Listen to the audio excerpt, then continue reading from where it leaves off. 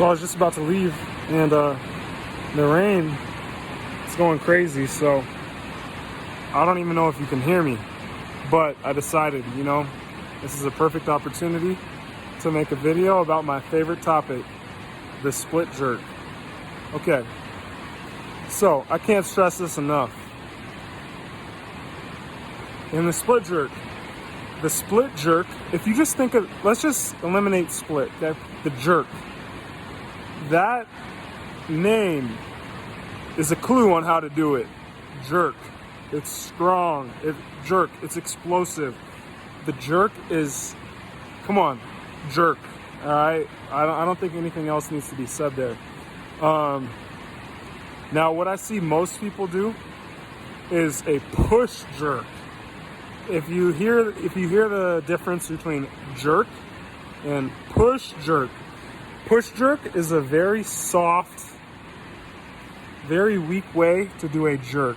So when I say push jerk, people dip and then push. There's no explosiveness. There's no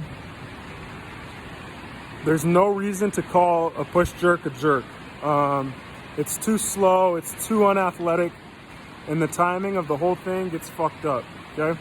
Now a jerk, on the other hand, the dip is strong, and then the power is in the hole, or in the bottom of the dip. When you dip, fucking the weight slams into your fucking collarbones, the bar bends, and then you give it a jolt, a fucking small little jolt, and then you fucking lock the fucking weight out, okay? That's a jerk. The jerk is very quick.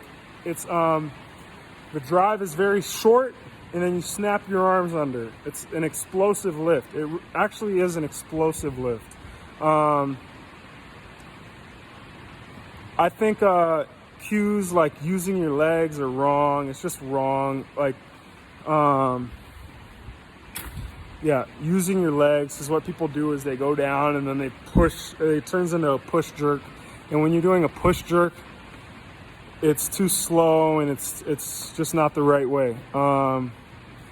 Another thing, this actually I should be making a different video. The jerk, people always say, oh, you got to stay straight up and down, right? Okay, that's good. Stay up and down. They also say,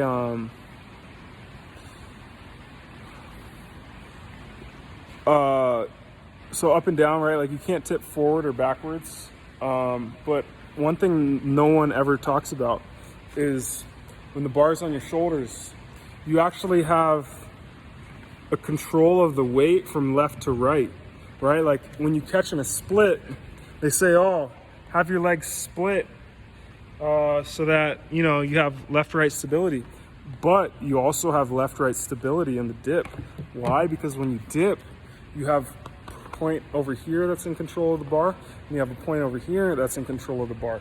So really, you're controlling the bar in more dimensions than you realize, but people don't realize it, so they're not even controlling it in this dimension that I'm talking about. But when you dip, right, you actually have it here and here. It's not one point, there's 2 points. And those 2 points paired with how everything goes into the ground, it's like a 3-dimensional control of the weight on the dip, okay? That's only on the dip. So it's not just a down and up and a forward and back. It's not just down and up and forward and not getting, pulled forward or pulled back on the dip, but there's also a left-right.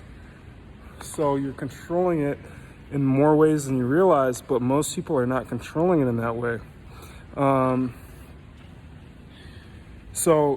The main key for most people with jerks is to be more aggressive and to drive the bar less, but be more aggressive on the dip going downwards. The jerk is a jerk. It's not a push. It's not a press. It's more of a snap and a bounce and a collision. And that's how you get the jerk to look smoother. That's how you get weights to look better. You can only control the heavy weight by being your most explosive and aggressive, not slowy and pushy and soft. It's violent, it's aggressive, it's snappy.